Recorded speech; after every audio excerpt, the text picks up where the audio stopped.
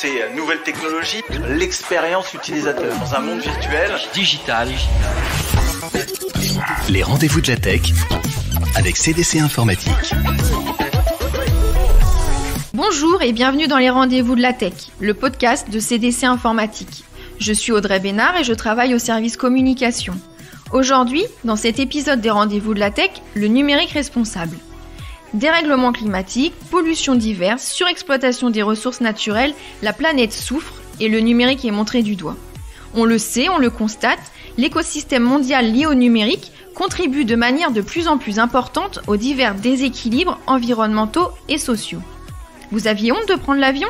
Vous vous sentirez aussi peut-être coupable d'utiliser Internet et plus globalement vos outils numériques.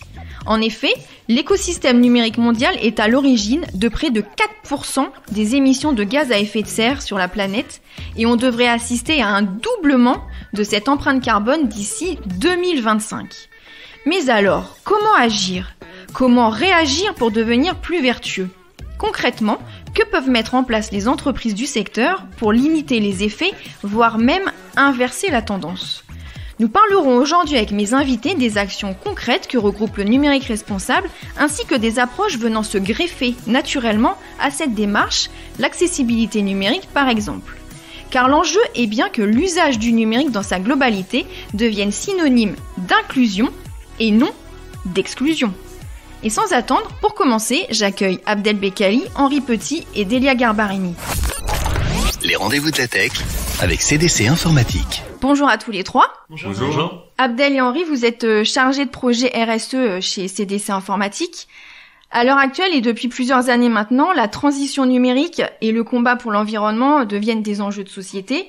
Le numérique responsable est bien évidemment entré dans la stratégie de CDC Informatique. Est-ce que l'un de vous peut nous expliquer les enjeux globaux à moyen et long terme du numérique responsable ? Le numérique responsable, c'est l'application du concept du développement durable dans le numérique. Donc la prise en compte des enjeux sociaux et environnementaux dans le monde numérique. Les objectifs du numérique responsable, ils sont multiples. Ils sont bien entendu limiter les impacts du numérique, mais aussi contribuer comme un levier de performance et d'innovation pour les autres secteurs d'activité, tels que la mobilité, l'agriculture, l'industrie. Vraiment utiliser le numérique pour baisser l'impact dans un premier temps environnemental et social. Il s'associe aussi à une logique de sobriété, c'est-à-dire utiliser de manière sobre et efficiente cet outil-là, qui est un outil assez merveilleux, pour pouvoir l'utiliser à moyen et surtout long terme. Il y a aussi un point important, c'est la sensibilisation et l'attente de la société civile sur les enjeux du numérique. On voit justement une émergence des attentes, que ça soit auprès des associations, des utilisateurs, des écoles, des formations et autres. Et aussi un point qui est très important à souligner, c'est l'évolution de la réglementation sur le sujet. Donc je vais compléter un petit peu ce que vient de dire Abdel, qui s'est concentré beaucoup sur une échelle très macro des enjeux du numérique responsable. Moi, je vais plutôt vous parler à l'échelle de informatique CDC, Caisse des dépôts, où là aussi les enjeux sont variés, mais se déclinent un petit peu différemment. Donc déjà en termes de valeur du numérique responsable, elle se croise vraiment très bien avec celle de la Caisse des dépôts, qui est vraiment axée sur le souci de servir l'intérêt général, le soutien aux services et aux politiques publiques. Donc on a vraiment un très bon alignement entre valeur du numérique responsable et valeur de la Caisse des dépôts. À un niveau plus opérationnel, les logiques qui sous-tendent le numérique responsable, c'est-à-dire les notions de frugalité, les notions d'adaptation aux justes besoins, etc., permettent un meilleur usage du numérique. Donc, qu'est-ce que j'entends par là ? C'est-à-dire, ça permet une meilleure expérience utilisateur, un respect des valeurs éthiques de ces utilisateurs, donc notamment sur la question de la gestion des données, et également de limiter nos consommations énergétiques et matérielles, qui est vraiment un volet central dans le numérique responsable. J'ajouterais aussi que l'aspect très transversal du numérique responsable permet de faire émerger une culture d'entreprise partagée par tous, et culture qui permet notamment de rayonner en externe et d'être un moyen d'attirer les nouveaux talents du numérique d'aujourd'hui et de demain. Donc on l'a vu, on l'a dit, le numérique responsable revêt différentes approches. De par son positionnement, CDC Informatique a tout naturellement un vrai rôle à jouer en activant un certain nombre de leviers à sa disposition dans ses activités. Quelles sont les actions, les démarches qui ont été entreprises ou qui vont l'être chez CDC Informatique ? Oui, effectivement. Déjà, Ce que je souhaiterais souligner, c'est qu'Informatique CDC a engagé des actions sur le sujet déjà depuis plusieurs années. On étiquetait ça plutôt avec le Green IT au début. Mais ce qu'il faut souligner, c'est que sur les dernières années, on a une organisation qui s'est structurée, qui est croissante sur le sujet du numérique responsable. Tout ça a été permis grâce à une organisation structurée, avec une équipe dédiée, mais aussi avec une volonté de notre direction générale de porter le sujet. Ce qu'on pourrait également souligner, c'est que toute cette structuration, toute cette évolution, en tout cas autour de la prise en compte du numérique responsable à Informatique CDC, est une anticipation de l'évolution des attentes de l'ensemble de nos parties prenantes. On l'a dit précédemment que la société civile et autres se sentent de plus en plus sensibles à ce sujet-là, mais on a aussi la Caisse des dépôts qui est très attentive et qui commence justement à s'emparer clairement de ces sujets-là. Aussi, concernant les actions sur le plan opérationnel, les premières, je vais parler un peu de comment quelles actions on a menées pour impacter la culture d'entreprise Informatique CDC. Pour cela, on a mené différentes actions de sensibilisation pour aussi expliquer aux collaborateurs, peu importe leur métier, quel est l'impact du numérique responsable, les mettre face à la réalité. Tu l'as dit précédemment, Audrey, que le numérique a un impact qui est exponentiel. On leur a justement précisé ça, et on a aussi ce qu'on peut souligner, c'est qu'on a une communauté de collaborateurs qui réunit un certain nombre de collaborateurs, qui nous permet justement de communiquer plus précisément auprès de ces collaborateurs-là, de pouvoir aussi des fois apporter une vision différente sur des projets qu'ils mènent, justement pour intégrer une fibre NR dans des projets qu'ils réalisent au quotidien dans le cadre de leur activité. Donc là aussi, je vais compléter ce que vient de dire Abdel sur tous ces éléments qu'on a pu mettre en place, parce que je voudrais pas laisser croire qu'on ne fait que de la sensibilisation Informatique CDC. Évidemment, on a vraiment un panel d'actions mis en place depuis pas mal d'années, notamment sur l'aspect formation, où on va donc au-delà de la pure sensibilisation, on propose dans notre catalogue de formation interne des formations sur les différents sujets du numérique responsable, que ce soit sur des sujets environnementaux ou sociaux. Le deuxième point que je mettrai en avant, c'est aussi qu'il y a eu un très gros travail d'optimisation énergétique de notre data center, avec notamment l'installation de couloirs froids, l'optimisation de la production frigorifique, si je devais citer que ces deux éléments-là. Un autre point très important, c'est tout le volet achat, sur lequel on travaille vraiment de plus en plus avec de plus en plus de proximité avec notre service achat pour pouvoir intégrer des critères RSE dans tout cas de plus en plus d'appels d'offres. Et enfin, finalement, ce qui concerne vraiment notre cœur de métier, c'est-à-dire la conception responsable de services numériques, on a intégré dans le process même de création de services numériques une évaluation de la maturité numérique responsable de nos projets IT, avec également une intégration de plus en plus forte de la logique d'accessibilité numérique portée par notre référente accessibilité numérique. Merci à tous les deux. Du coup, transition parfaite. Donc Delia, tu es référente accessibilité numérique au sein de CDC Informatique. Donc on l'a dit dans les précédentes interventions, l'accessibilité est au même titre que la réduction de l'empreinte carbone un enjeu important au sein d'une entreprise comme CDC Informatique qui propose et développe des services numériques. Quelles sont les mesures que peut prendre une entreprise pour être justement plus vertueuse en la matière et ainsi contribuer à un numérique plus responsable ? Audrey, tu as raison. Un numérique dit responsable, c'est aussi un outil qui se doit d'être utilisable par tous. Et c'est d'autant plus important aujourd'hui que le numérique est présent partout dans nos vies. Et donc, il est difficile d'ignorer toutes les questions qui sont liées à l'accessibilité numérique, puisque, je le rappelle, l'accessibilité numérique, c'est un droit fondamental des personnes en situation de handicap, de pouvoir accéder à des contenus en ligne, mais aussi de pouvoir participer et contribuer sur le web, et ce, quelles que soient ses capacités ou ses moyens. Donc l'accessibilité en France, elle est portée par la loi sur l'égalité des droits et des chances et de participation à la citoyenneté des personnes handicapées. Et donc, pour répondre à ta question, pour qu'une entreprise prenne en compte l'accessibilité numérique au sein de sa stratégie, il est essentiel déjà qu'elle commence par mettre en place une démarche d'accessibilité et qui va, en première action, consister déjà à désigner une personne référente qui puisse répondre de ces questions et accompagner l'organisation sur les différentes dimensions donc de l'accessibilité. Ensuite, il va être question donc de créer différents plans d'action pour pouvoir décrire toutes les différentes prises en compte au sein de l'entreprise, que ça soit sur le plan de la formation, de l'accompagnement donc des collaborateurs sur vraiment tous les profils pour pouvoir intégrer l'accessibilité. Ça va être aussi de définir comment l'accessibilité va être prise en compte au niveau des projets, sur vraiment l'ensemble du cycle de vie d'un projet. Donc on va parler de la phase de maquettage, de développement, de maintenance. Ça va être aussi de pouvoir outiller les collaborateurs pour leur permettre une prise en main de l'accessibilité plus aisément. Il y a aussi à l'échelle de l'organisation toute la partie acculturation, sensibilisation, puisque c'est vraiment toute une dimension à prendre en compte dans l'esprit de valeur d'une entreprise. Il y a aussi toute la phase des tests utilisateurs. Vraiment, l'idée, c'est aussi d'intégrer des personnes en situation de handicap qui puissent tester ou faire remonter leurs besoins fonctionnels. Donc aussi bien sur des outils qui vont diffuser de l'information publique que des outils que on utilise au quotidien dans nos métiers. Et alors, question qu'on peut se poser, CDC informatique, bon ou mauvais élève? CDC informatique a intégré plusieurs de ces mesures que je t'ai énoncées, et pour d'autres, elles sont en cours de réalisation, tout comme l'intégration au niveau des achats lorsqu'on achète des solutions informatiques, ou aussi l'intégration donc de règles de validation décisives au moment du développement d'un projet. Ouais. Merci à tous les trois d'avoir participé à ce podcast. À bientôt. À bientôt. Merci.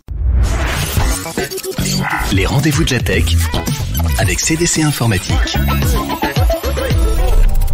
Je reçois maintenant l'Institut du numérique responsable. Jean-Christophe Chaussat, bonjour et bienvenue. Bonjour. Vous êtes chargé de développement durable et numérique responsable chez Pôle emploi et vous avez également la casquette de président et cofondateur de l'Institut du numérique responsable. Donc l'INR est un acteur de référence qui rassemble entreprises et organisations autour de l'expérimentation et la promotion de bonnes pratiques pour un numérique plus inclusif et plus éthique. De votre point de vue, comment se situe le numérique responsable dans le monde informatique actuel, donc en 2022 ? Quelle est la tendance que l'on observe ? Ok, alors ce qui est important avant tout de savoir sur l'INR, sur l'Institut du numérique responsable, c'est que justement il a été créé par des bénévoles qui sont tous en responsabilité dans les organisations et on s'appuie sur ces expertises, des membres aussi bien que des organisations, pour essayer de démultiplier tous ces mouvements et tous ces savoirs. Donc l'INR a été principalement connu par la charte numérique responsable, le label numérique responsable également, opéré par l'agence Lucie. On a des outils de mesure d'impact avec le Winner, on a des référentiels, le guide des achats numériques responsables, un outil de mesure d'impact également, on a des bonnes pratiques, on a des MOOC qui sont mis à disposition libre et gratuitement sur le site et pour l'ensemble des personnes qui souhaitent se connecter. On a également créé les trophées du numérique responsable. Donc nous, notre rôle, c'est vraiment de démultiplier au maximum toutes les bonnes pratiques, faire en sorte qu'on arrive à mutualiser ces expériences et ces expertises pour pouvoir justement produire des livrables en commun et pour le bien de tous. Et donc comment vous situez à peu près le numérique responsable dans le monde actuel ? Alors dans le monde actuel, justement, on sent qu'il y a vraiment une tendance où les organisations ont envie de travailler entre elles, que ce soit des organisations publiques ou privées, il y a des enjeux. Ces enjeux, jusqu'à présent, on n'avait pas les outils pour pouvoir justement y répondre, pour pouvoir se mesurer, travailler des feuilles de route. Et la tendance actuelle est vraiment de travailler ensemble. Et il y a des organisations comme, je vais nommer le SIGREF, qui est là en place depuis plus de 50 ans. On travaille avec eux, on travaille avec l'ensemble des autres organisations comme je dirais la FIN, comme l'AGIT, on travaille aussi avec le ministère de la Transition écologique et solidaire, on travaille aussi avec la DINUM. Nous, notre rôle est d'être un assembleur de solutions et faire en sorte qu'on mutualise, on est entre guillemets la Suisse du numérique responsable où on accueille toutes les expertises et les bonnes pratiques de manière à les développer, les démultiplier le plus largement possible. Et donc cette mise en place et cette sensibilisation autour d'un numérique plus responsable, on l'a vu, ne peut évidemment se faire seul. Il y a une dynamique d'ensemble et collaborative entre les différents acteurs qui est somme toute nécessaire. Mais du coup, sur ces questions qui peuvent apparaître un petit peu nouvelles, comment vous structurez un tel écosystème ? L'INR est structuré en gros autour de 3 grandes orientations. Il y a un observatoire où on regarde les pratiques, les tendances, on fait un peu de prospective, on regarde quels sont les manques. Après, quand il y a ces manques justement sont identifiés, on crée, ça passe dans le lab, donc on va faire soit des groupes de travail, soit on va créer des livrables, des outils, des référentiels, des mesures.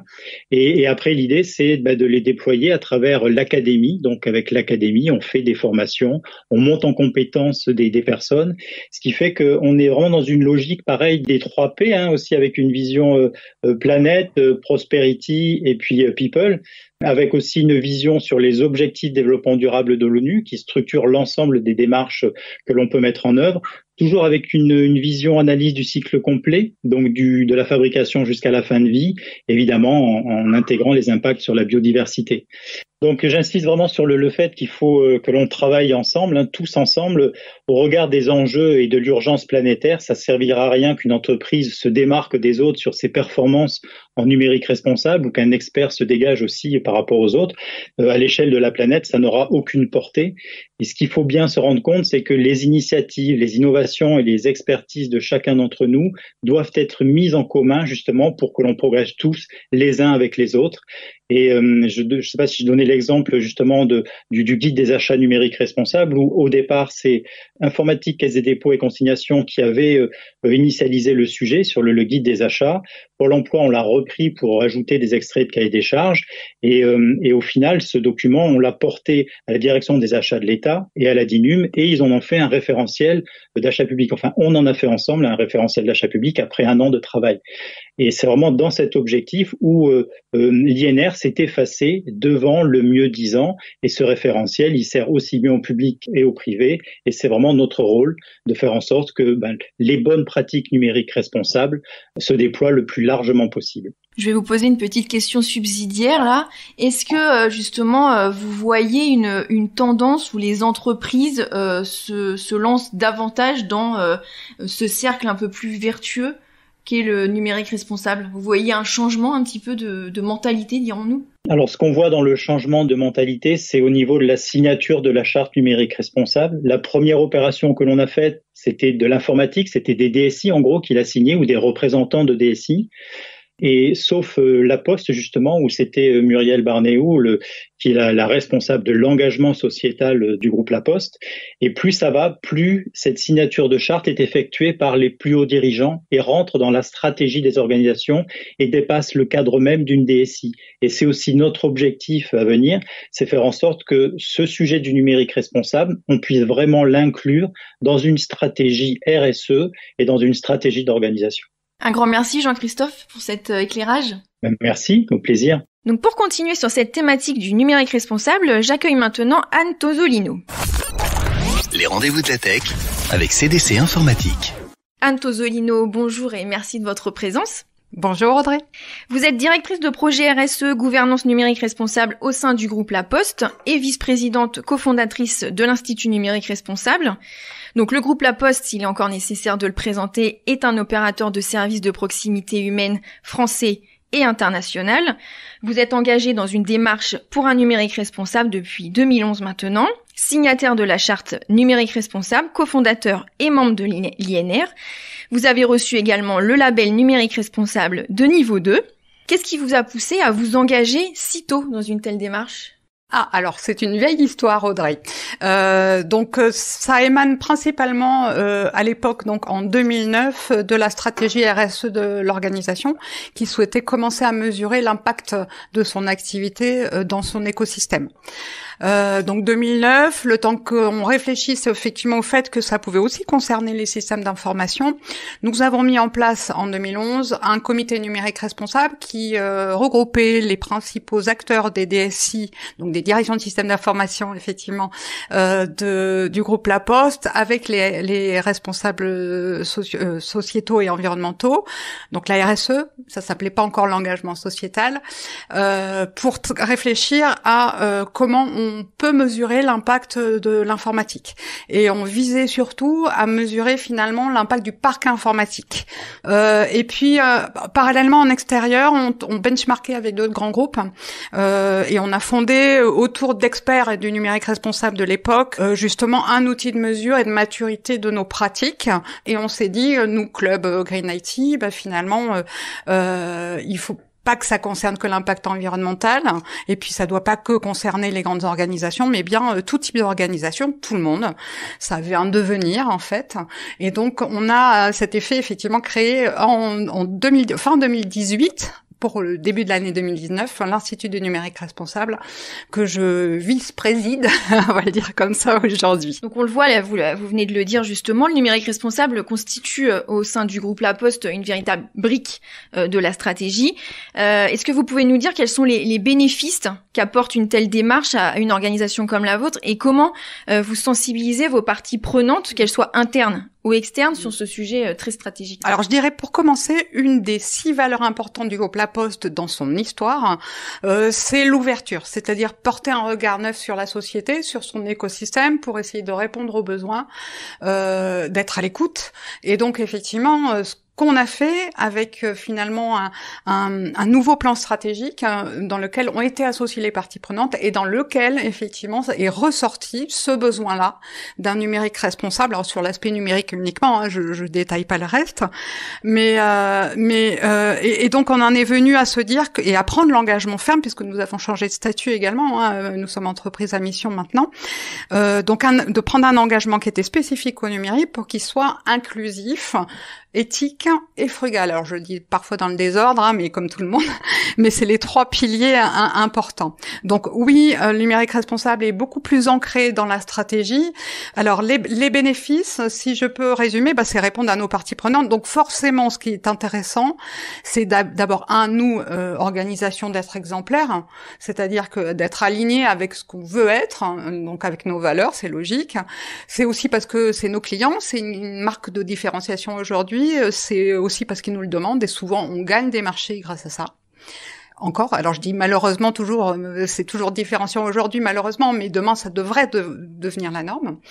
C'est aussi un atout vis-à-vis de nos collaborateurs pour les fidéliser, ou de nos futurs collaborateurs pour attirer des jeunes talents, mais aussi les fidéliser, parce qu'on sait notamment dans l'informatique que les compétences numériques sont rares, même si on essaye de faire tout pour aussi les diversifier. C'est quand même difficile de recruter dans ce domaine-là aujourd'hui, surtout sur certaines fonctions, je vais dire un peu techniques, un peu précises. Et puis aussi c'est un avantage. C'est se préparer aussi au réglementaire qui vraiment s'accélère. Là, on le voit, la loi Rennes, le référentiel de conception de services numériques, etc. Enfin, il y a la loi climat. Enfin, il y a plein de choses qui commencent à nous obliger. Et finalement, nous, tout ce qu'on voit là au travers de ces réglementations, ça nous y prépare. Voilà. Je l'ai évoqué tout à l'heure, donc La Poste est labellisée numérique responsable de niveau 2. CDC Informatique s'est lancé dans cette démarche. Est-ce que vous pouvez nous faire un petit retour d'expérience justement sur cette sensibilisation des parties prenantes? Alors oui, c'est très important, parce que de toute façon, pour mener nos activités, on n'agit jamais seul, on agit avec justement les acteurs dont je parlais tout à l'heure autour de la gouvernance. Alors la sensibilisation des parties prenantes, moi je la connaissais déjà, puisque je le faisais au travers du comité numérique responsable que j'évoquais tout à l'heure, sur lequel on travaille à peu près un petit peu plus d'une dizaine de thématiques, des achats, en passant par le réemploi, en passant par l'accessibilité numérique, enfin voilà. Donc on a des acteurs différents, on a le directeur des achats, on va avoir la DRH, on va avoir la direction de l'engagement sociétal, on va avoir les autres DSI. Donc les parties prenantes, on les avait. Donc quand on s'est lancé effectivement sur la labellisation, faut peut-être savoir aussi que nous, le DSI, notre DSI, elle a vocation à servir le groupe. Donc en fait, on est fournisseur interne. Donc nos parties prenantes internes, ce sont les directeurs de la DSI. Il y a quand même 15 directeurs au niveau du comité de direction. Donc il fallait aussi déjà les mettre en ordre de marche. Et puis on avait effectivement tous ces acteurs externes, la DHA, etc., etc. Donc effectivement, ça nous a permis à la fois d'aller recueillir les bonnes pratiques qu'ils avaient et qu'on avait souvent relayées, ou que nous remontions au niveau de la gouvernance, mais ça a surtout permis de lancer des engagements. Et ça, c'est hyper intéressant, parce que justement, la labellisation a accéléré les choses avec ces parties prenantes-là. Ce que je voulais peut-être rajouter, c'est qu'au niveau de la gouvernance, justement, comme on a ce nouveau plan stratégique, elle se doit d'être dynamique. Donc, on va se réorganiser sur les 3 piliers, justement, d'éthique, d'inclusion et de frugalité. Essayer d'élargir le périmètre, parce que vous savez que, vous l'avez dit tout à l'heure, La Poste est internationale, donc intégrer des Géopost par exemple, et puis essayer effectivement de mettre tout le monde en ordre de marche dans une nouvelle politique numérique responsable groupe qu'on est en train d'écrire. Donc je peux pas encore vous en parler. Voilà. Donc je reviendrai prochainement sur cette thématique. Mais en tout cas, un grand merci à vous, Anne, pour ce retour d'expérience passionnant. Merci pour votre invitation. Au revoir, à bientôt. Pour conclure ce second épisode des Rendez-vous de la Tech, je reçois Philippe Jeannot. Les Rendez-vous de la Tech avec CDC Informatique. Philippe Jeannot, bonjour et bienvenue dans ce podcast. Bonjour Audrey. Tu es directeur général de CDC Informatique. Donc, comme on l'a vu au travers des différentes interventions, le numérique est une formidable opportunité, bien sûr, mais également un risque environnemental. La loi REEN, promulguée en novembre 2021, vise à réduire l'empreinte environnementale du numérique en France. Elle acte en quelque sorte la prise de conscience et l'engagement croissant de l'État dans le domaine du numérique responsable, et de même que la maturité croissante de l'écosystème français sur le sujet. Dans ce contexte de prise de conscience, quel rôle souhaite jouer une entreprise comme CDC Informatique qui a le numérique comme domaine d'expertise ? Alors vous le savez, le groupe Caisse des dépôts est très engagé dans cette démarche-là, avec une ambition significative de diminution de plus de 20% de ses émissions de CO2 d'ici 2030, donc on y sera vite. Et dans ce cadre-là, CDC Informatique, sa filiale IT, a pour ambition d'accompagner et même d'accélérer ces améliorations en intervenant sur son cœur de métier, que ça soit au niveau des data centers, au niveau des postes de travail, mais aussi du développement de tous les projets. C'est une démarche qui est déjà enclenchée dans les équipes depuis maintenant plus de 2 ans. Et en tant que DG d'une telle entreprise, quelles sont tes convictions ? Alors, mes convictions, moi, sur un sujet comme celui-ci, est de dire que, dès aujourd'hui, notre métier, qui a toujours été un métier axé, bien évidemment, sur la technologie, sur l'innovation technologique, la responsabilité numérique fait partie, aujourd'hui, intégrante de notre métier. On ne peut plus concevoir, innover, sans se soucier de la dimension environnementale, de ce que l'on fait, de la responsabilité numérique, de la sobriété numérique. Cela fait partie vraiment de la partie fondamentale de notre activité. Et ça passe évidemment pas par les bons choix technologiques, je l'ai indiqué juste avant, mais aussi sur une évolution de notre culture d'entreprise. D'avoir ce réflexe chevillé au corps en permanence. Et ça donne une dimension bien plus intéressante et une contribution beaucoup plus forte à la structure qui est la nôtre, celle de CDC Informatique. Merci beaucoup. Merci à vous. Un grand merci pour ta présence dans ce numéro des Rendez-vous de la Tech. Ces nouvelles technologies, l'expérience utilisateur dans un monde virtuel, digital. Les Rendez-vous de la Tech avec CDC Informatique. Ainsi se termine le second épisode des Rendez-vous de la Tech. Le prochain sera intitulé « Compétences IT, nouveaux défis ». Un grand merci à l'ensemble des intervenants. Et quant à moi, je vous dis à la prochaine. Les Rendez-vous de la Tech avec CDC Informatique.